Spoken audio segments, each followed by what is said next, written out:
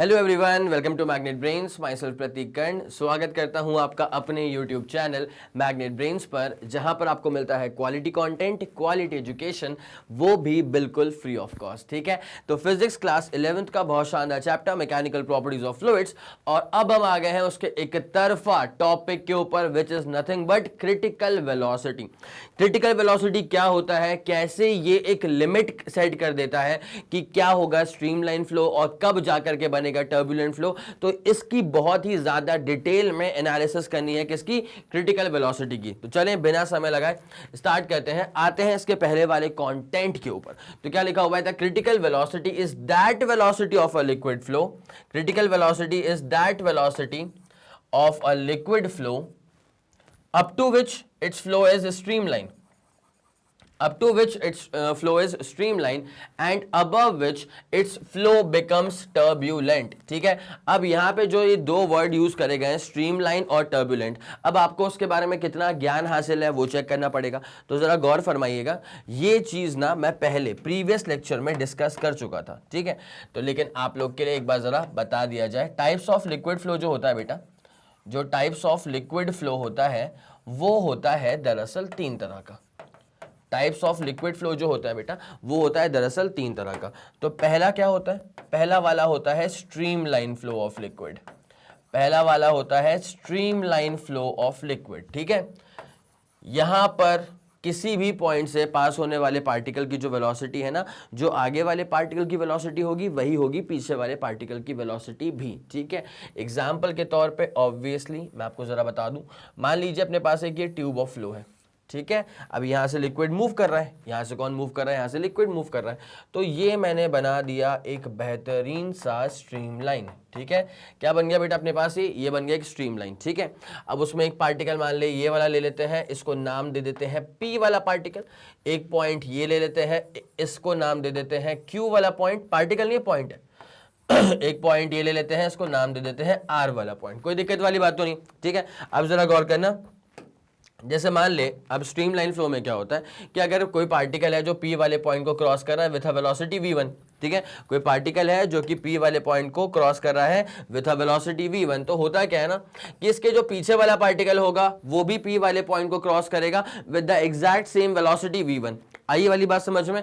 तो ऐसे फ्लो को अपन कहते हैं स्ट्रीमलाइन फ्लो। अब वहीं क्या होगा ना, आगे जाने के बाद जैसे अब ये Q वाला पॉइंट आ गया, तो Q वाले पॉइंट पे मैं एक टैंजेंट ड्रॉप करूंगा।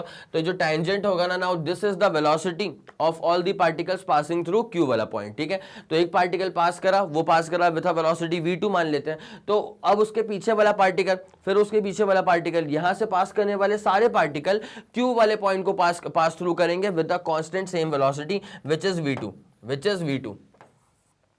उसके बाद क्या हो जाएगा? अभी R वाला पॉइंट आता है, तो R वाले पॉइंट में क्या होगा बेटा, जरा गौर करें।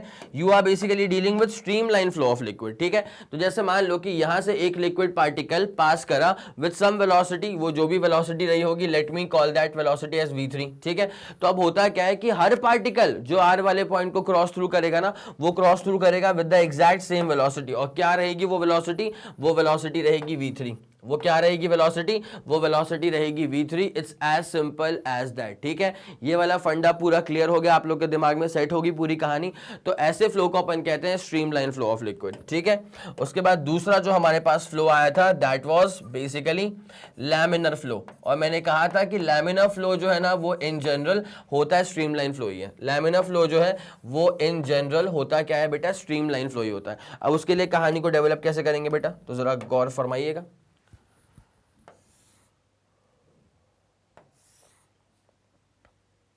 ठीक है, एक ट्यूब बनाते हैं,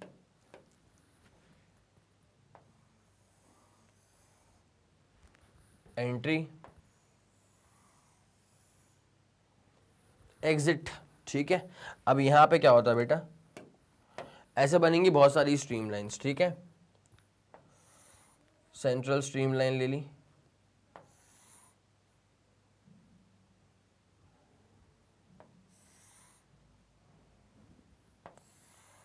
टॉप पर स्ट्रीमलाइन है और एकदम बॉटम पर स्ट्रीमलाइन है। कोई दिक्कत वाला मसला तो नहीं यहाँ पे। ठीक है, अब जरा गौर फरमाइए क्या होता है।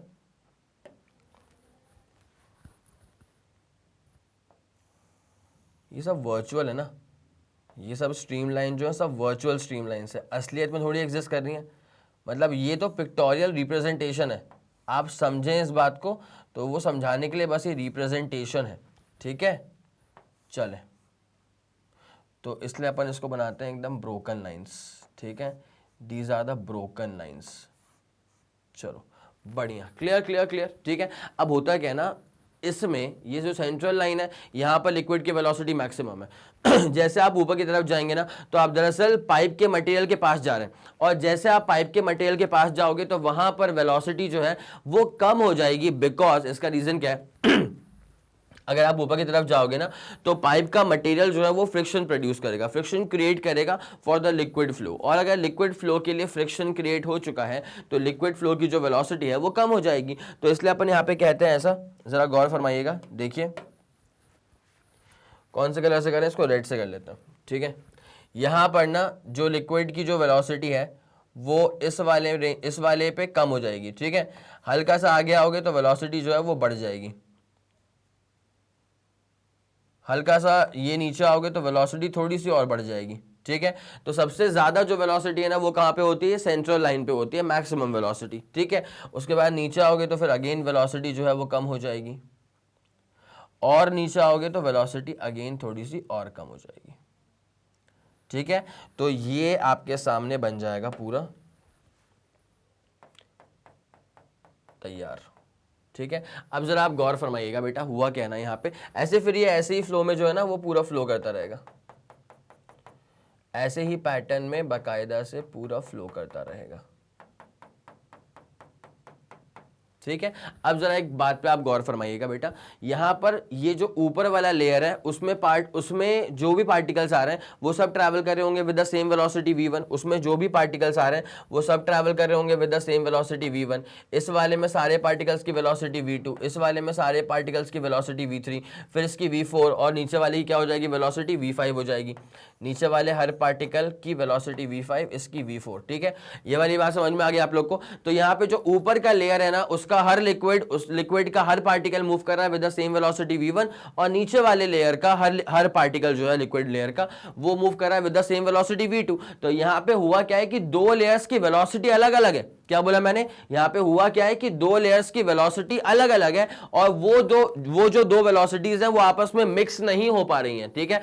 अच्छी बात है, मिक्स नहीं हो रही है। तो ऊपर का लेयर अलग फ्लो कर रहा है नीचे का लेयर अलग फ्लो कर रहा है। तो यहां पे लैमिनार फ्लो में क्या होता है कि जो लिक्विड मूव कर रहा होता है ना वो मूव कर रहा होता है in the form of layers, ठीक है। लिक्विड लैमिनार फ्लो में क्या होता है कि जो लिक्विड होता है ना वो मूव कर रहा होता है in the form of layers, और वो लेयर्स की जो अलग अलग वेलोसिटीज हैं they do not mix with each other, तब जाकर के ऐसे फ्लो को हम कहते हैं बेटा लैमिनार फ्लो। और laminar flow is also a general case of streamline flow only, ठीक है। आगे समझ, चलो ठीक है। अब तीसरा देख लें बेटा माफ कीजिएगा, तीसरे वाले पे आते हैं टर्ब्यूलेंट फ्लो।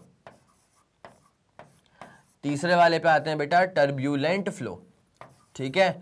अब बेटा ये टर्बुलेंट फ्लो में क्या होता है, तो टर्बुलेंट फ्लो जो होता है ना वो बहुत ही डिसऑर्डर्ड पैटर्न का फ्लो होता है, ठीक है। जैसे मान लीजिए बहुत फास्ट फ्लोइंग लिक्विड है और उसके बीच में ना एक पिलर आ गया, ठीक है। ऐसा होता है ना जो बनते हैं बड़े बड़े ब्रिजेस, तो वो जो पिलर आता है वो पानी में समझ दिए बेसिकली। तो जब वहां से फास्ट फ्लोइंग लिक्विड जब निकल रहा होता बीच में आ गया पिलर जो हटने को तैयार नहीं, ठीक है। तो वो एक ऐसा ऑब्स्टेकल आ गया वहां पे जो हटने को तैयार नहीं है। तो जब लिक्विड वहां से पास थ्रू करेगा ना, फास्ट मूविंग लिक्विड है और सामने आ गया पिलर, अब ये लिक्विड मूव करते हुए जा रहा है, सामने आ गया पिलर, वो हटने को तैयार नहीं। तो यहां पर उसके बाद जो फैलारा होता है पानी का, ठीक है, उस लिक्विड का जो फैलारा होगा वो कोई पैटर्न में थोड़ी होता है, वो तो डिसऑर्डर्ड इरेगुलर फ्लो होता है लिक्विड का, उसे कहा जाता है टर्बुलेंट फ्लो। यहां पे कुछ पैटर्न था, यहां पे भी कुछ शानदार सा पैटर्न था। टर्बुलेंट फ्लो में कोई पैटर्न नहीं होता है, ठीक है। Okay okay done. अब जरा गौर करें, उसके लिए अपन क्या करेंगे, ऐसे मान लो कि for example you have a pillar over here, एक पिलर है यहाँ पे, मान ली ये पिलर का अपने पास ना बेसिक बाउंड्री है, ठीक है। अब जैसे मान ली अब यहां से अब लिक्विड निकल रहा होगा,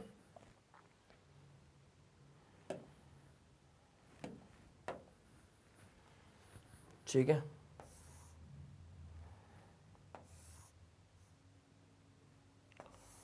ये लिक्विड निकल रहा होगा यहां से,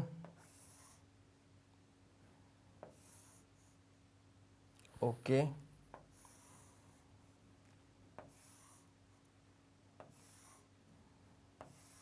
अब आप समझिएगा क्या होता है। यहाँ तक पहुँचने के बाद ना, यहाँ तक पहुँचने के बाद अब कोई पैटर्न फिक्स नहीं है। ये गया, इसके बाद यहाँ ये गया, फिर यहाँ पे कहीं भी जा रहा है, ये भाई साहब ये कहीं भी जा रहा है,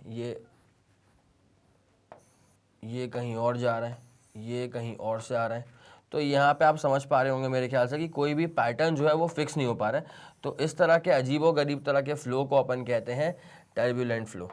ठीक है, क्या बोलते हैं इसको आप? टर्बुलेंट फ्लो बोलते हैं। ये पिलर की बॉडी मैंने यहाँ पे रख दी थी, तो मेरे पास एक ऑब्स्टेकल है, बस ये मेरे पास क्या है? ऑब्स्टेकल है। तो स्ट्रीमलाइन फ्लो, लैमिनार फ्लो और टर्बुलेंट फ्लो, ये चीज़ बेहतरीन तरह से क्लियर होगी आप लोग को। तो एक काम करो बेटा, जल्दी आप इसका स्क्रीनशॉट लेंगे, उसके बाद फिर कहानी को हम आगे बढ़ाने वाले हैं। हो गया, इसका स्क्रीनशॉट ले लिया, 3 2 1 रेडी गो एंड डन। बहुत बढ़िया, बहुत शानदार, जबरदस्त। ठीक है, तो क्रिटिकल वेलोसिटी का था ये डेफिनेशन। एक बार क्रिटिकल वेलोसिटी के डेफिनेशन का स्क्रीनशॉट ले लीजिए, उसके बाद फिर क्रिटिकल वेलोसिटी को हम डिराइव कैसे करेंगे उस पूरे मैटर पे आते हैं। तो जल्दी इसका स्क्रीनशॉट लीजिएगा प्लीज।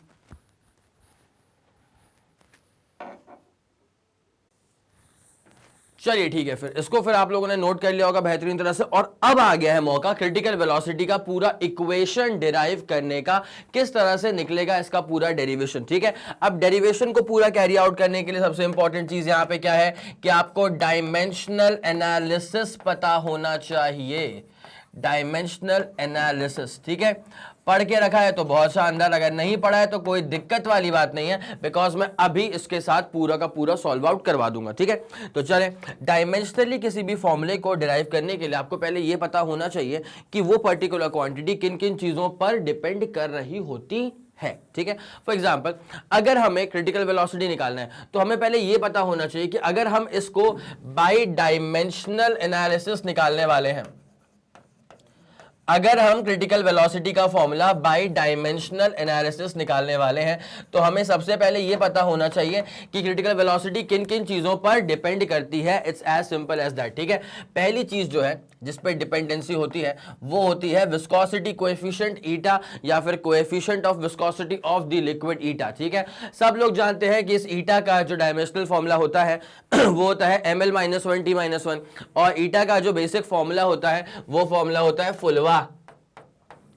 क्या कहते हो?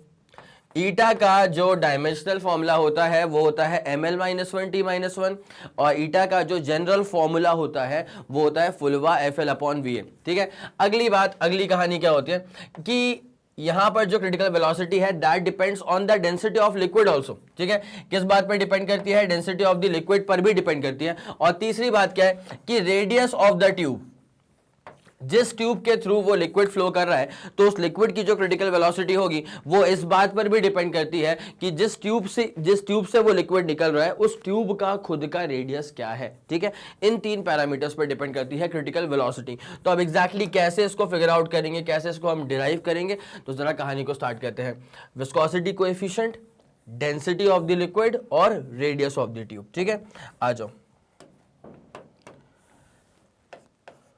डेरिवेशन ऑफ क्रिटिकल वेलोसिटी, मेरे साथ साथ लिखते हुए चलना, जल्दी काम खत्म होगा। ठीक है, तो derivation of critical velocity, derivation of critical velocity.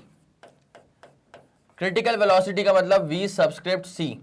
Critical velocity का मतलब क्या हो जाएगा बेटा? V subscript C। ठीक है, अब इसका डेरिवेशन करना है। सर ये कैसे होगा? तो मैंने बताया था कि किन किन चीजों पर डिपेंड कर रहा है, पहले वो तो फिगर आउट कर लो। किन किन चीजों पर डिपेंड कर रही है क्रिटिकल वेलोसिटी की वैल्यू पहले वो तो फिगर आउट कर लो, उसके बाद तो अपन कर देंगे। तो अपने करा फिगर आउट कि हाँ सर 3 चीजों पर डिपेंड कर रही है, ईटा पे, रो मतलब डेंसिटी पे, और आर मतलब रेडियस ऑफ द ट्यूब पे। ठीक है, तो मैंने बोला क्रिटिकल वेलोसिटी डिपेंड तो कर रही है ईटा पे, लेकिन ईटा की किस पावर पे डिपेंड कर रही है? ईटा की किस पावर पे डिपेंड कर रही है? क्या आप लोग को पता है इसके बारे में कुछ? तुमने बोला नहीं सर वो तो नहीं गिवन, तो मैंने बोला ए ले लो। ठीक है, उसके बाद वो डिपेंड कर रही है डेंसिटी पे मैंने बोला बहुत बढ़िया, बट डेंसिटी की भी किस पावर पे डिपेंड कर रही है वो नहीं पता, उसको बी ले लो। उसके बाद डिपेंड कर रही है रेडियस ऑफ द ट्यूब पे, बट पावर क्या है वो नहीं पता, उसको सी लेके चल दो, कोई दिक्कत तो नहीं। चलो ठीक है, बहुत बढ़िया। अब एक काम करेंगे, क्रिटिकल वेलोसिटी तो आ जाएगी, इक्वल टू लगा दो, तो एक प्रोपोर्शनैलिटी कांस्टेंट आएगा, let me call that as K, कुछ तो बोलना पड़ेगा, तो let me call that as A. अब के, अब ईटा की पावर क्या है, ए के बराबर, डेंसिटी की पावर क्या है, बी के बराबर, अननोन है, और रेडियस की पावर क्या है, सी के बराबर, वो भी अभी अननोन है। ठीक है, तो let me call this as the first equation. अब मसला यहां पे ये बनता है कि कैसे भी डायमेंशंस को यूज करके ए की वैल्यू, बी की वैल्यू और सी की वैल्यू को फिगर आउट करना, उसके बाद ए बी सी की वैल्यूज को फिगर आउट करके इस इक्वेशन नंबर 1 में पुट कर देना, सो दैट आपको प्रॉपर एग्जांपल के तौर पे प्रॉपर फॉर्मूला मिल जाए for critical velocity. It's as simple as that. ठीक है, चलो चलो चलो अब कहानी को आगे बढ़ाते हैं बेटा। नाउ भाई क्रिटिकल वेलोसिटी है तो वेलोसिटी ही ना, है तो वेलोसिटी ही, तो फिर जो dimensional formula left hand side में आएगा वही dimensional formula right hand side में आएगा। ऐसा होता है according to principle of homogeneity of dimensions. ठीक है, अब जरा गौर करें, डायमेंशनल फॉर्मूला निकाल लेते हैं on the left hand side, dimensions on left hand side. तो आप सब लोग जानते हैं कि लेफ्ट हैंड साइड में क्या होने वाला है, it is critical velocity, basically या वेलोसिटी, बेसिकली या वेलोसिटी। और वेलोसिटी का डायमेंशनल फॉर्मूला क्या होता है, एम तो उसमें आता ही नहीं है, एल टी माइनस 1 जरूर आता है, उसमें भी एल की पावर क्या होती है, 1 होती है, तो m0 l1 t की power -1। It's as simple as that, यहां तक कोई दिक्कत नहीं होती मेरे ख्याल से। ठीक है, ये आ गया अपने पास dimensional formula on the left hand side. अब सेम काम करना पड़ेगा फॉर राइट हैंड साइड। इस वाली इक्वेशन को दिमाग में अच्छे से छाप लेना, इस इक्वेशन का स्पेसिफिकली राइट हैंड वाला पोर्शन जो है वो दिमाग में छाप लो अच्छे से। ईटा की पावर ए, रो की पावर बी और आर की पावर सी। ठीक है, चलो कहानी को आगे बढ़ाते हैं। on right hand side, on the right hand side आप सब लोग जानते हैं कि k was the proportionality constant। ठीक है, अब ईटा की पावर क्या थी, ईटा की पावर a थी, डेंसिटी की पावर b थी, और रेडियस ऑफ द ट्यूब की पावर जो थी वो थी c के बराबर। ठीक है, तो k को बिल्कुल मत छेड़ो अभी। अब जो ईटा है हमारे पास, ईटा का डायमेंशनल फॉर्मूला क्या होता है, ml-1 t-1, और इसकी पावर क्या है बेटा, पावर a के बराबर है। डेंसिटी का मतलब क्या होता है बेटा, मास अपॉन वॉल्यूम। डेंसिटी का मतलब क्या होता है, मास अपॉन वॉल्यूम। तो अपॉन वॉल्यूम में जो जाएगा ना, ये जाएगा l की पावर -3, और पावर क्या बैठ जाएगा बेटा, b के बराबर। उसके बाद r की पावर c पहुंच जाएगा, जहां पे r इज बेसिकली रेडियस, और रेडियस क्या होता है, रेडियस कुछ नहीं है बेटा, लेंथ के बराबर होगा, तो l की पावर क्या होगी, c हो गई। ऐसे एज सिंपल एज दैट। ठीक है, चलो अब एक काम किया जाए, यहाँ पे k को बिल्कुल मत छेड़ना, जरा पावर टू पावर खोल तो दो एक बार। तो यहां पे क्या हो जाएगा, m की पावर a, l की पावर -a, t की पावर खुद -a, उसके बाद m की पावर b, l की पावर -3b, और यहां पे l की पावर क्या पहुंच जाएगी, c पहुंच जाएगी। ठीक है, तो मैं सही जा रहा हूं, बिल्कुल सही जा रहा हूं। m की पावर a, l की पावर -a, t की पावर -a, m की पावर b, l की पावर -3b, और l की पावर क्या हो चुकी है, वहां पे c हो चुकी है। बस इतनी सी बात है। अब जरा इसको जमा के लिखा जाए, k तो प्रोपोर्शनैलिटी कांस्टेंट है, वो तो रहेगा उसको रहने दो। अब जरा m को समेट लो। m कितने तुम्हारे पास, m 2 ही है ना, 1 और 2। ठीक है, m 2 ही था हमारे पास, तो a और यहाँ पे कितना है b, तो a + b।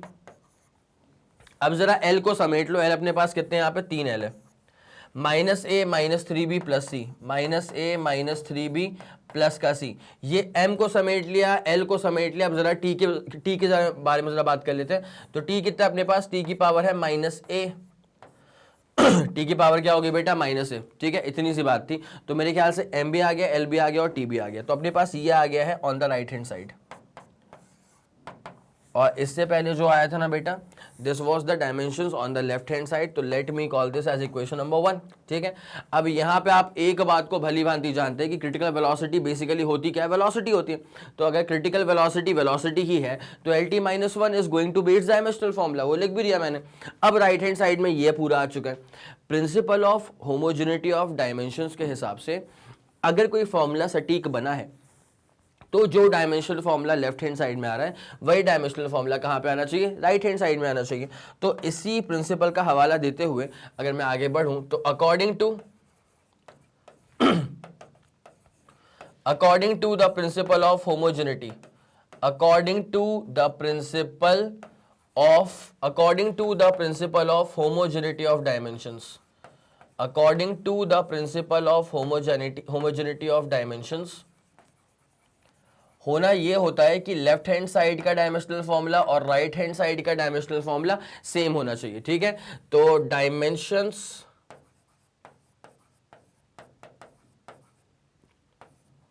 on left hand side should exactly be equal to the dimensions on right hand side. The dimensions on right hand side. ठीक है, अब जरा गौर फरमाइएगा बेटा, यहां पे गलती बिल्कुल नहीं होनी चाहिए। तो यहां पे क्या आ रहा था, m की पावर क्या थी, a प्लस बी। पहले अपन एक काम करते हैं, पहले अपन ना m की पावर को ही जरा इक्वेट कर ले। ठीक है, तो m की पावर जैसे इक्वेट करूंगा, जैसे m की पावर इक्वेट करूंगा, तो m की पावर यहां पे क्या आ रही है, a प्लस बी आ रही है, बहुत बढ़िया। लेकिन m की पावर यहां कितनी आ गई थी, m की पावर थी यहां पे 0 के बराबर। ठीक है, m की पावर यहां पे क्या थी, 0 के बराबर। इसका मतलब a क्या हो गया बेटा, माइनस बी के बराबर हो गया। ठीक है, अब एक काम करो, t की पावर को इक्वेट करो पहले तो। ठीक है, यहां पे t की पावर क्या है, यहां पे t की पावर सिर्फ माइनस a है। और जरा देख लें कि यहां पे t की पावर क्या है, यहां पे t की पावर है -1 के बराबर। यहां पे t की पावर है -1 के बराबर। तो therefore a is equal to क्या हो जाएगा, 1। पहले ये समझ जाओ, a इज इक्वल टू 1 हो गया। अब अगर a की वैल्यू 1 है तो b की वैल्यू क्या हो गई है, -1। अगर a की वैल्यू 1 है तो b की वैल्यू क्या हो गई बेटा, -1। It's as simple as that. m हो गया, t हो गया। अब जरा एक काम करो, l, जरा l की पावर को इक्वेट पे लगाया जाए। तो l की पावर क्या है, -a -3b plus c, -a -3b plus c is equal to, यहां पे l की पावर क्या है, यहां पे l की पावर केवल और केवल 1 के बराबर है। अब जरा गौर करना, a की वैल्यू 1 आ गई है और b की वैल्यू क्या आ गई, -1। ठीक है, तो a की वैल्यू 1 थी तो माइनस, और a की वैल्यू 1 थी, -3 और इंटू b करना पड़ेगा। तो ये तो माइनस का था तो ये प्लस का 3, और c इक्वल टू क्या आ गया, 1। बेटा ये 3 - 1 कितना होता है, 2 को जरा वहां फेंक देना तो c कितना आ जाएगा, देखो 3 - 1 हो गया 2, तो 1 - 2 करूंगा ना तो वो आ जाएगा -1 के बराबर। तो c कितना आ गया बेटा, -1 के बराबर। इसका मतलब a की वैल्यू 1 आ गई है, b की वैल्यू -1 आ गई है, और c की वैल्यू क्या आ गई है, a की वैल्यू 1, b की वैल्यू -1, और c की खुद की वैल्यू भी क्या आ चुकी है, -1 आ चुकी है। बस अब एक काम करो, यहां ध्यान देना, क्रिटिकल वेलोसिटी जो हम लोग निकाले थे ना, ठीक है, that was basically proportional to, तो उसके बाद इक्वल टू के आ गया था। उसके बाद ईटा की पावर a थी, रो की पावर b, और रेडियस की पावर क्या चली गई थी बेटा, c चली गई थी। ठीक है, तो critical velocity is equal to k को रहने देना। a की वैल्यू कितनी आ चुकी है बेटा, जरा गौर कर लें, a की वैल्यू अपने पास 1 आ चुकी है, b और c दोनों -1 थे। ठीक है, तो a की वैल्यू कितनी आ चुकी है, 1, तो ईटा की पावर 1। उसके बाद रो की पावर b था तो b -1 था, और रेडियस की पावर c है तो c खुद क्या है, -1 है। तो देयरफॉर जो क्रिटिकल वेलोसिटी है वो आ जाएगा k। बेटा ऊपर वाला कौन है ऊपर वाला सिर्फ ईटा है, और नीचे कौन जाने वाला है, r और रो। तो रो और r ये दोनों चले आएंगे नीचे। तो ये अपने पास बन गया है formula, entire formula, complete formula for critical velocity. ठीक है, आया समझ कि नहीं आया, जल्दी बताओ। ये वाला पूरा फंडा क्लियर हो गया। तो एक काम करो बेटा, आपको जब स्क्रीनशॉट लेना होगा ना, तो स्क्रीनशॉट आपको लेना स्टार्ट करना पड़ेगा। कहाँ से बेटा, स्क्रीनशॉट लेना आप स्टार्ट करेंगे derivation of critical velocity bye dimensional analysis, यहाँ से। ठीक है, तो जल्दी आप इसका स्क्रीनशॉट लेंगे पहले तो। 3, 2, 1 रेडी गो एंड डन। हो गया हो गया हो गया, चलो बहुत शानदार। उसके बाद ज़रा इसका स्क्रीनशॉट लो बेटा, जल्दी करना। 3, 2, 1 रेडी गो डन, बहुत बढ़िया। और ये रहा अपने पास फाइनल चीज़, इसका स्क्रीनशॉट भी ले लीजिए जल्दी से। 3, 2, 1 रेडी गो एंड डन। हो गया है हो गया है हो गया है, बहुत बढ़िया। Clearing this up. ठीक है, अब ज़रा यहाँ पे, हाँ जी, तो अपने पास क्रिटिकल वेलोसिटी का पूरा फंडा जो था वो बेहतरीन तरह से क्लियर हो गया है। डेरिवेशन अपना पूरा कंप्लीट हो चुका है। Derivation of critical velocity bye dimensional analysis, वही हम लोगों ने अभी डिराइव कर दिया। अब यहाँ पे कहानी स्टार्ट हो रही है फॉर रेनॉल्ड्स नंबर। ठीक है, रेनॉल्ड नंबर एक ऐसा प्योर नंबर होता है जिस नंबर को देख करके आप जज कर सकते हो, आप बता सकते हो कि वो जो लिक्विड है उसका नेचर ऑफ फ्लो कैसा है। क्या उसका फ्लो स्ट्रीमलाइन है, क्या इसका फ्लो टर्बुलेंट है, क्या इसका फ्लो अनस्टेबल है, क्या वो स्ट्रीमलाइन से चेंज होकर के टर्बुलेंट में कन्वर्ट होने का ट्राई कर रहा है। ठीक है, ये सारी बातें जो है ना वो आप सिर्फ रेनॉल्ड नंबर को देख करके ही बता दोगे।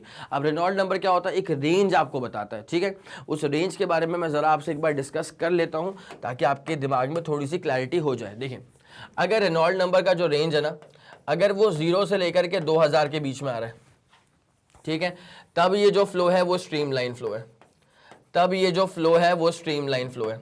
अगर ऐसा होता है कि रेनॉल्ड नंबर की जो वैल्यू है ना वो अबव 3000 आ रही है, रेनॉल्ड नंबर की जो वैल्यू है अगर वो अबव 3000 आ रही है, तो वो फ्लो कैसा हो जाएगा, वो फ्लो हो जाएगा टर्बुलेंट फ्लो।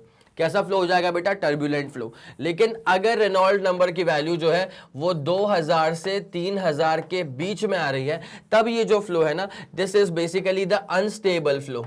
ठीक है, ये अनस्टेबल फ्लो का मतलब क्या होता है बेटा, अनस्टेबल फ्लो का मतलब एक ऐसा फ्लो जहां पे लिक्विड का जो फ्लो है ना वो बेसिकली स्ट्रीम लाइन से अब कन्वर्ट हो रहा है धीरे धीरे टुवर्ड्स बीइंग टर्बुलेंट फ्लो। ठीक है, आया समझ? तो ये बेसिकली रेंज का यहाँ पे पूरा का पूरी कहानी होती है। तो एक काम करो, जल्दी आप इसका स्क्रीनशॉट लो, उसके बाद रेनॉल्ड्स नंबर के बारे में देखना। हो गया, 3 2 1 रेडी गो डन। ठीक है, अब बेटा यहां पर आपके समक्ष जो रेनॉल्ड नंबर के बारे में पूरी कहानी प्रस्तुत है, जरा एक बार उसको देखो, फिगर आउट करो क्या समझ में आता है, और उसके बाद एक काम और कर दीजिएगा कि रेनॉल्ड नंबर ये रहा अपने पास n subscript r, this is the Reynold number. इसकी यूनिट क्या लगती है आप लोग को वो जरा कमेंट सेक्शन में जाकर के बता दीजिएगा। ठीक है, जरा फिगर आउट करो, उसके बाद फिर अपन कहानी को यहीं से स्टार्ट करने वाले हैं। जल्दी करना प्लीज। चलिए ठीक है, फिर बहुत शानदार। तो रेनॉल्ड नंबर बेसिकली एक ऐसा नंबर होता है जो नेचर ऑफ फ्लो को जज करने में आपकी सहायता करता है। ठीक है, अब अभी तक अपन ने जो फॉर्मूला यहाँ पे डेवलप कर लिया वो फॉर्मूला अपने पास क्या आ चुका है, critical velocity. Critical velocity is equals to eta, और नीचे आएगा आर और रो आ जाएगा, और यहां पे अपने पास एक प्रोपोर्शनैलिटी कांस्टेंट जो आया था ना, वो प्रोपोर्शनैलिटी कांस्टेंट पहले के बराबर था। ठीक है, it's as simple as that. अब रेनॉल्ड नंबर में अगर आप गौर करें तो बस 2 चेंजेस हुए हैं। रेनॉल्ड नंबर के आते से ही बस 2 चेंजेस हुए हैं। ठीक है, अब वो चेंज कैसा हुआ है देखो, क्रिटिकल वेलोसिटी को तो कोई भी फर्क नहीं पड़ा, वो तो वैसे का वैसा रहेगा। जो प्रोपोर्शनैलिटी कांस्टेंट था वो बन चुका है अब रेनॉल्ड नंबर, जिसको अपन n सबस्क्रिप्ट r से रिप्रेजेंट किया करते हैं। ठीक है, उसके बाद क्या बनेगा बेटा, ईटा। नीचे क्या आ जाएगा बेटा, नीचे आ जाएगा रो, तो वैसा का वैसा रहेगा। लेकिन अब बस एक चेंज क्या होता है कि जो आर था that was the radius of the pipe, अब उसकी जगह पे यहाँ पे आ जाएगा डायमीटर ऑफ द पाइप। ठीक है, यहाँ पे क्या आ जाएगा बेटा, diameter of the pipe. It's as simple as that. ठीक है, तो चलिए मेरे ख्याल से यहाँ तक कोई परेशानी आप लोग को नहीं हो रही होगी। ये होता है अपने पास रेनॉल्ड नंबर। ठीक है, इसको जरा लिख लिया जाए। Critical velocity is equals to proportionality constant की जगह पे क्या आ जाएगा, यहाँ पे रेनॉल्ड नंबर, उसके बाद ईटा तो था ही बचपन से यहाँ पे, उसके बाद डेंसिटी था ही, उसके बाद डायमीटर आ गया, रेडियस की जगह पे यहाँ पे क्या आ जाएगा, diameter. So this is the most important formula as far as Reynold number is concerned, as far as Reynolds number is concern. ठीक है, पक्का पूरा फंडा क्लियर हो चुका है। Okay done. तो इसका आप लोगों ने स्क्रीनशॉट ले ही लिया होगा। अब जरा इसको गायब करें। अब आपको लेके चलेंगे determination of nature of flow of liquid by Reynolds number. ठीक है, अब जरा देखिए, नेचर ऑफ फ्लो वही वाली कहानी होती है कि या तो स्ट्रीमलाइन फ्लो होगा या तो लैमिनर फ्लो हो जाएगा। अगर बहुत ही ज्यादा एकदम कोई भी ऑर्डर नहीं है, पूरा डिसऑर्डर्ड है, इरेगुलर फ्लो है अगर लिक्विड का, तो वो कहलाता है टर्बुलेंट फ्लो। तो यहाँ पे क्या बोला गया है कि अगर रेनॉल्ड नंबर की जो वैल्यू है वो 0 से लेकर के 2000 के बीच में आ रही है, ठीक है, तब उस फ्लो को कहा जाएगा स्ट्रीमलाइन या फिर लैमिनर फ्लो। ठीक है, इस बात का खास ख्याल रखिएगा। अगर रेनॉल्ड नंबर की वैल्यू 0 से लेकर के 2000 के बीच में आ रही है तो उसे कहा जाएगा स्ट्रीमलाइन या फिर लैमिनर फ्लो। वहीं अगर ऐसा होता है कि रेनॉल्ड नंबर की जो वैल्यू है ना वो 3000 से ऊपर चले जाती है, ठीक है, तो तब अबव 3000 तो तब जाकर के इस तरह के फ्लो को कहा जाता है टर्बुलेंट फ्लो। अब बचा बीच का रेंज, कौन सा रेंज बेटा, 2000 से लेकर के 3000 तक। अगर रेनॉल्ड्स नंबर की वैल्यू 2000 से लेकर के 3000 के बीच में आ रही है तो उस वाले केस में ये जो पूरा फ्लो होता है वो बहुत ही अनस्टेबल फ्लो कहलाता है, because now the flow is changing from streamline to turbulent. अब जो फ्लो है ना वो स्ट्रीमलाइन से चेंज होकर के टर्बुलेंट की तरफ जा रहा है। तो इसे अपन कहते हैं, ये जो रेंज है 2000 से 3000 वो डिटरमाइन करता है अनस्टेबल फ्लो को। ठीक है, इस बात को आप लोग समझ गए भली भांति। अब जरा गौर करना, एक तो इसका स्क्रीनशॉट ले लेना, उसके बाद एक सवाल मैंने आपके सामने पोस्ट किया था कि what is going to be the unit for Reynold number. Dimensional formula निकालना होगा, चलो वो भी निकाल देंगे, कोई दिक्कत तो नहीं। तो पहले जरा इसका स्क्रीनशॉट लो, उसके बाद फिर हम कहानी को आगे बढ़ाते हैं। जल्दी से इसका स्क्रीनशॉट लो बेटा। 3 2 1 रेडी गो एंड डन। हो चुका, बहुत बढ़िया। चलो आ जाओ जरा, अब जरा देखना, अगर हम ईटा का, अगर हम क्या बोलते हैं, रेनॉल्ड्स नंबर का निकालते हैं डायमेंशनल फॉर्मूला, तो कहानी कैसे डेवलप होगी। Reynolds number is equals to critical velocity into density into diameter upon नीचे क्या आ जाएगा, ईटा। ईटा का मतलब क्या होता है बेटा, विस्कोसिटी कोएफिशिएंट, और सब लोग जानते हैं कि ईटा का फॉर्मूला क्या होता है, जनरल फॉर्मूला अलग होता है, डायमेंशनल फॉर्मूला अलग होता है। तो ईटा का जो जनरल फॉर्मूला होता है वो होता है फुलवा FL/VA, और ईटा का जो डायमेंशनल फॉर्मूला होता है वो होता है ML-1 T-1।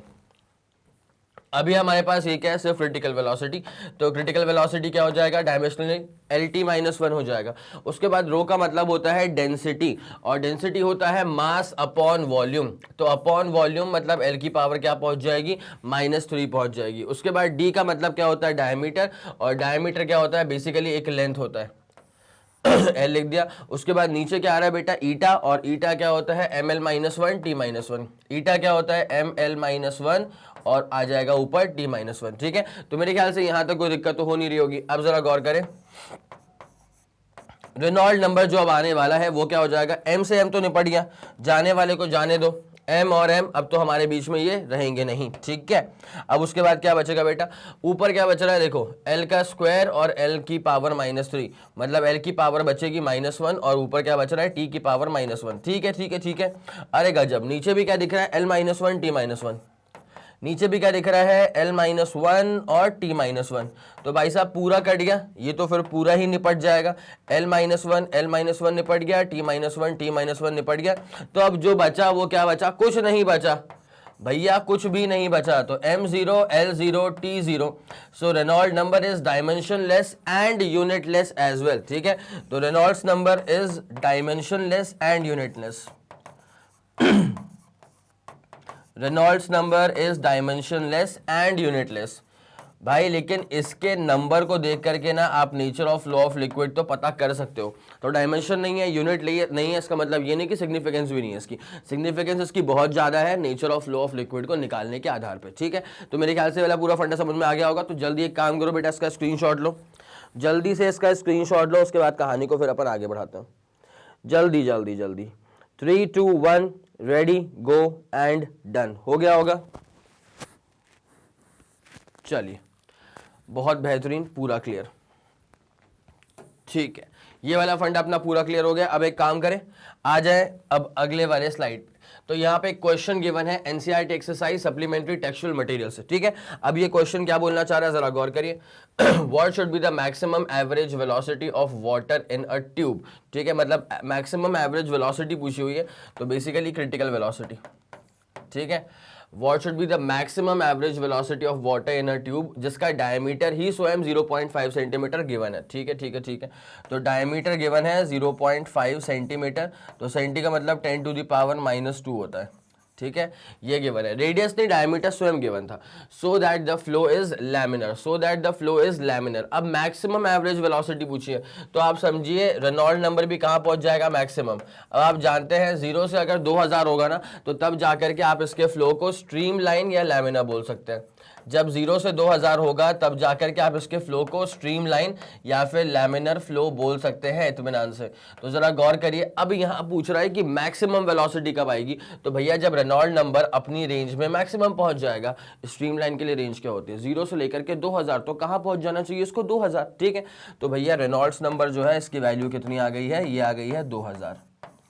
अब यूनिट वूनिट लिखने की जरूरत तो है नहीं, बिकॉज यूनिटलेस एंड डायमेंशनलेस होता है रेनॉल्ड नंबर। ठीक है, ओके। अब उसके बाद क्या है, so that the flow is laminar. Okay, viscosity given है, और कितनी गिवन है भला, 0.00125, 0.00125, बहुत जबरदस्त बहुत जबरदस्त। ठीक है, तो अब यहाँ से अपन को क्या निकालना है बेटा, करंट वो क्रिटिकल वेलोसिटी निकालनी है, क्रिटिकल वेलोसिटी। ठीक है, चले, अभी तो हम लोगों ने इसका फॉर्मूला देख ही लिया था, यूनिट वगैरह तो हम देख चुके हैं, कोई भी इसके पास यूनिट नहीं है, डायमेंशनल फॉर्मूला भी नहीं है, लेकिन फॉर्मूला जो इसका बेसिक है वो तो काम करेगा ना, वो तो काम करेगा। और हमें निकालना है क्रिटिकल वेलोसिटी स्वयं।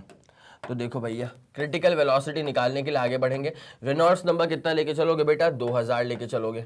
रेनॉल्ड्स नंबर क्या लेके चलोगे बेटा, 2000। मैक्सिमम ना स्ट्रीमलाइन या लैमिना के रेंज में मैक्सिमम वैल्यू क्या देता है वो, अरे उसकी रेंज ही होती है रेनॉल्ड नंबर की 0 से 2000, ठीक है। तो 2000 is the maximum value for streamline या फिर लैमिना फ्लो, ठीक है।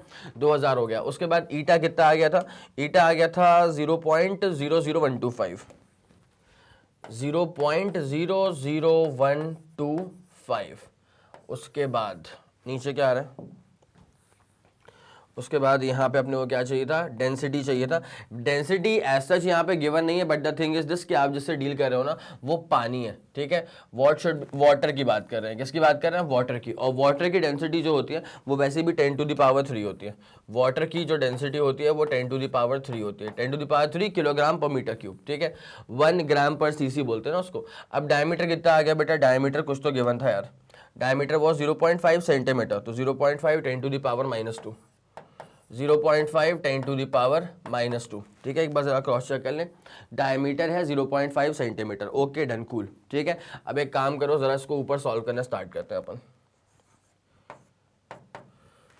देखिए यहाँ पे 2000 है और ये है 10⁻3। 10⁻3 का मतलब क्या होता है, एक के बाद 3 0, तो 3 0 3 0 निपट जाएगा।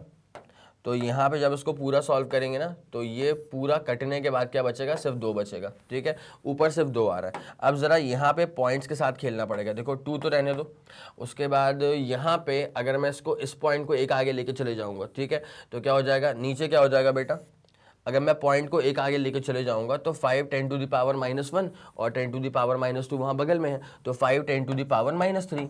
5 के बाद क्या हो जाएगा बेटा, 10⁻⁻3। It's as simple as that, है ना। अब जरा ऊपर खेल लें, यहाँ पे 10⁻⁻3 तो मैंने यहाँ पे प्रोड्यूस कर दिया। अब एक काम करो, पॉइंट को 3 बारी आगे लेके चले जाओ तो ऊपर भी क्या आ जाएगा, देखो जैसे मैं पॉइंट को 1 2 3 बार आगे लेके जाऊंगा तो 1.25। अब पॉइंट को 3 बार आगे लेके चला गया हूँ तो 10⁻ क्या आ जाएगा वहाँ पे ऊपर, -3 आ जाएगा। It's as simple as that. अब एक काम करो, 10⁻⁻3 10⁻⁻3 ये तो गए निपट, ठीक है। अब जब ये निपट जाएंगे तो क्या बचेगा बेटा, critical velocity is equal to 2 × 1.25 और नीचे आ रहा है बेटा 5, ठीक है। अब 1.25 को जैसे मैं 4 से मल्टीप्लाई करूंगा ना तो मेरा आंसर नीचे आएगा 5। तो इसका मतलब 1.25 को 4 से मल्टीप्लाई करने पे ऐसा होता है, जिसके हिसाब से अब जो क्रिटिकल वेलोसिटी आएगी देयरफॉर वो हो जाएगी 2/4, मतलब क्या हो जाएगा 1/2, और 1/2 का मतलब क्या होता है 0.5। तो क्रिटिकल वेलोसिटी क्या आ जाएगी 0.5 मीटर पर second. It's as simple as that. तो क्रिटिकल वेलोसिटी का ये रहा हमारे समक्ष पूरा का पूरा न्यूमेरिकल रिप्रेजेंटेशन। तो जल्दी एक काम करो, पहले सवाल का आपको स्क्रीनशॉट लेना होगा, तो पहले जरा क्वेश्चन का स्क्रीनशॉट ले लो जल्दी करना बेटा, क्वेश्चन का इत्मीनान से स्क्रीनशॉट ले लो। 3 2 1 रेडी गो एंड डन। हो गया हो गया हो गया, चलो बहुत बढ़िया।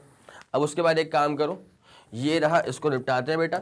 उसके बाद ये रहा आप लोग के पास बाकायदा पूरा डिटेल्ड सोल्यूशन। तो जल्दी इस डिटेल्ड सोल्यूशन का भी स्क्रीनशॉट लिया जाए, तुरंत से पहले तुरंत से पहले तुरंत से पहले। हो गया हो गया हो गया, 3 2 1 रेडी गो एंड डन। चलो बहुत बढ़िया, क्लियर दिस अप, आगे बढ़ेंगे। चलो निपटाते हैं इसको। अब जरा आगे बढ़ा जाए, देखते हैं कि इसके बाद क्या बातें हो रही हैं। तो यहाँ पे एक और क्वेश्चन आ चुका है, water flows at a speed of 6 centimetre पर सेकेंड।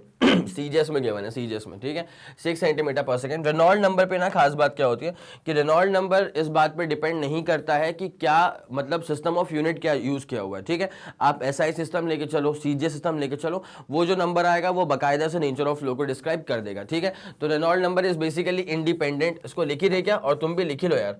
तो रेनॉल्ड नंबर मेरे साथ साथ लिखी लो, Reynold number is independent, Reynolds number is independent of the choice of system of unit, of the choice of system of unit. Reynold number जो होता है this is independent of the choice of system of units.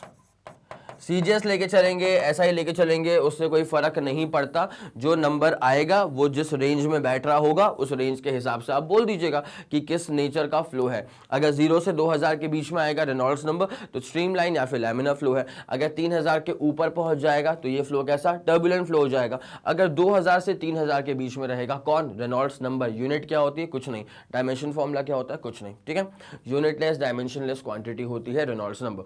अगर 2000 से 3000 के बीच में आता है मतलब ये अनस्टेबल फ्लो हो जाता है। ये एक ऐसा फ्लो है जो स्ट्रीमलाइन से अब धीरे धीरे धीरे करके चेंज हो रहा है, किसमें, टर्बुलेंट फ्लो में। मेरे ख्याल से हर एक बात जो है ना बाकायदा क्रिस्टल क्लियर होगी आपके दिमाग में। ठीक है, चलो अब जरा सवाल पे आ जाया जाए। तो water flows at a speed of, okay this, ये था अपने पास पूरा का पूरा इसका सोल्यूशन। ठीक है, फॉर्मूला तो अपने को वही वाला यूज करना पड़ेगा ना जो यहाँ पे लिखा हुआ है, सेम फॉर्मूला यूज करेंगे, बट इस बार निकालना कुछ और होगा। ठीक है, चलो यहाँ पे क्या है, water flows at a speed of 6 centimetre पर सेकेंड। इसका मतलब वेलोसिटी जो है इस गिवन क्वेश्चन के अनुसार क्रिटिकल वेलोसिटी जो है वो है 6 सेंटीमीटर पर सेकेंड। Okay done. उसके बाद क्या है, through a tube of radius 1 centimetre. CGS में ही गिवन है। अब अगर रेडियस 1 सेंटीमीटर है, बट आप जानते हैं कि रेडियस का हमें काम नहीं पड़ता, हमें काम इस वाले फॉर्मूले में किसका पड़ने वाला है, डायमीटर का काम पड़ने वाला है। और डायमीटर क्या होता है बेटा, it is twice of radius. अगर रेडियस 1 सेंटीमीटर है तो फिर डायमीटर कितना पहुंच जाएगा बेटा, 2 सेंटीमीटर। समझ गए आप इस बात को। Coefficient of viscosity of water at room temperature is 0.01 poised, 0.01 poised. अब आपसे क्या गुजारिश की गई है, what is the nature of the flow. Nature of the flow आपको निकालना है। तो obviously nature of the flow तो आप तब डिटरमाइन कर पाएंगे जब आपके पास रेनॉल्ड्स नंबर की वैल्यू साक्षात प्रेजेंट हो। ठीक है, अब रेनॉल्ड्स नंबर निकालना पड़ेगा यहाँ से। तो बेटा एक काम करा जाए, इसी वाले फॉर्मूले को यूज करके निकालते हैं रेनॉल्ड्स नंबर। ठीक है, नाउ रेनॉल्ड्स नंबर जो होगा ये क्या हो जाएगा, क्रिटिकल वेलोसिटी, डेंसिटी, और फिर ये क्या आ जाएगा अपने पास, डायमीटर, और नीचे क्या आ जाएगा अपने पास, ईटा आ जाएगा। अब जरा गौर करना बेटा, डेंसिटी जो होती है ना वाटर की वो 10⁻³ किलोग्राम पर मीटर क्यूब होती है, बट एसआई यूनिट्स में। यहाँ पे सब कुछ चल रहा है सीजीएस में, तो फिर डेंसिटी भी मेरे को लेके चलनी पड़ेगी इन सीजीएस यूनिट्स। अब वाटर की जो डेंसिटी होती है in terms of CGS units वो क्या होती है, वो होती है 1g/cc, जिसका मतलब होता है 1 ग्राम पर सेंटीमीटर क्यूब। ठीक है, 1 ग्राम पर सेंटीमीटर क्यूब। तो Reynolds number is equal to, critical velocity कितनी आ चुकी है, 6 सेंटीमीटर पर सेकेंड, 6 इंटू, अब डेंसिटी क्या होता है, डेंसिटी होता है 1g/cc, 1 ग्राम पर सेंटीमीटर क्यूब। उसके बाद यहाँ पे d का मतलब क्या होगा बेटा, डायमीटर, जो कितना हमारे पास 2 सेंटीमीटर गिवन है। ठीक है, तो 2 सेंटीमीटर मतलब 2 सेंटीमीटर मतलब 2 सेंटीमीटर। ठीक है, अब ईटा की वैल्यू कितनी आ रही है, तो ईटा की वैल्यू आ रही है सर 0.01 पॉइस। ठीक है, ईटा की वैल्यू कितनी आ रही है, 0.01 पॉइस। यहाँ तक कोई दिक्कत तो नहीं आप लोग को, पक्का श्योर है। ठीक है, 6 इंटू 2 करेंगे तो 12, और नीचे कितना है बेटा, 0.01। एक काम करो, 1 इंटू ये कितना, 10⁻, क्या हो जाएगा बेटा, -2। क्या करा मैंने, पॉइंट को मैं 2 बारी आगे लेके चला गया, तो अब उसके बाद क्या हो जाएगा, ये 12 इंटू 10⁻²। ठीक है, तो रेनॉल्ड्स नंबर जो आ गया अपने पास वो क्या आ गया बेटा, 1200 आ गया। अब जरा यहां तक तो बेटा छापो पहले, उसके बाद जरा मुझे बताओ कि क्या लग रहा है आपको, ये फ्लो किस तरह का है, जल्दी बताएं बेटा, ये फ्लो आपको किस तरह का नजर आ रहा है। हो गया, हो गया, हो गया, चलो चलो चलो, बहुत बढ़िया बहुत बढ़िया बहुत बढ़िया, क्लियर है क्लियर है क्लियर है। तो अब इस फ्लो को आप क्या बोलेंगे, ये जो फ्लो है ना, ये रेनॉल्ड नंबर जो है वो 1200 आ रहा है। इसका मतलब क्या कि फ्लो इज स्ट्रीमलाइन और लैमिनर। ये जो फ्लो है इसका नेचर क्या है बेटा, ये जो इसका नेचर होगा वो होगा स्ट्रीमलाइन या फिर लैमिनर। अब ऐसा क्यों बोल रहे हैं, बिकॉज आप लोग जानते हैं कि रेनॉल्ड्स नंबर की वैल्यू अगर 0 से लेकर के 2000 के बीच में आ गई तो ये जो फ्लो होता है वो स्ट्रीमलाइन या फिर लैमिनर होता है। ठीक है, तो अब ये जो नंबर आ रहा है वो कितना आ रहा है, 1200 आ रहा है, मतलब ऑब्वियसली 0 से 2000 के बीच में आ रहा है, तो फ्लो क्या हो जाएगा, स्ट्रीमलाइन या फिर लैमिनर। फ्लो क्या हो जाएगा, स्ट्रीमलाइन या फिर लैमिनर। कोई दिक्कत वाली बात तो नहीं है, पक्का इसका आप लोगों ने स्क्रीनशॉट तो ले ही लिया होगा। चलें अब जरा इसे क्लियर करें। तो ये वाली कहानी होती है बेटा फॉर क्रिटिकल वेलोसिटी। मेरे ख्याल में पूरा फंडा जो था आप लोग को बेहतरीन तरह से क्लियर हो गया होगा, इसमें कोई गुंजाइश शक की तो नहीं रह गई होगी। अगर आप लोग को लगता है कि कुछ परेशानी आपको अगर रह जाती है इसको पूरा कंटेंट देखने के बाद भी, तो बिल्कुल कमेंट सेक्शन में जाकर के हाइपर एक्टिव हो जाइए, मुझ तक अपनी बात पहुंचाइए कि सर जी यहाँ पे थोड़ी सी दिक्कत हो गई थी, क्या आप क्वेश्चंस करवा देंगे इसके अलग से। हालांकि मैं करवा दूंगा, बट फिर भी मुझे ये मालूम चलेगा ना कि हाँ भाई बच्चे कहाँ पे अटक रहे हैं। वैसे मेरे ख्याल से मैंने इसको पूरा डायमेंशनली भी सॉल्व कर दिया है, 2 न्यूमेरिकल्स भी करवा दिए हैं, और बहुत सिंपल सा कंटेंट होता है क्रिटिकल वेलोसिटी। सबसे ज़्यादा इसके अंदर जहाँ पे आपको ध्यान देने की ज़रूरत पड़ती है वो पड़ती है रेनॉल्ड्स नंबर पे। कहाँ ध्यान देना पड़ता है बेटा? Reynolds number. तो मेरे ख्याल से पूरी कहानी आपको सुपर क्लियर होगी। तो अब इस लेक्चर को यहीं पे ख़त्म करते हैं। और जैसे कि आप लोग जानते हैं बेटा कि मैग्नेट ब्रेन जो आप लोगों को प्रोवाइड करता है CBSE English medium as well as Hindi medium वाली classes with entire full complete syllabus coverage, ठीक है। Spoken English, CUET, NTSC, olympiad, UP board, Bihar board और एमपी बोर्ड की भी classes with entire full complete syllabus coverage. इसके अलावा अगर आपको कोई भी इंफॉर्मेशन चाहिए तो आप मैग्नेट ब्रेन्स के ऑफिशियल वेबसाइट पर विजिट कर सकते हैं। Thank you so much.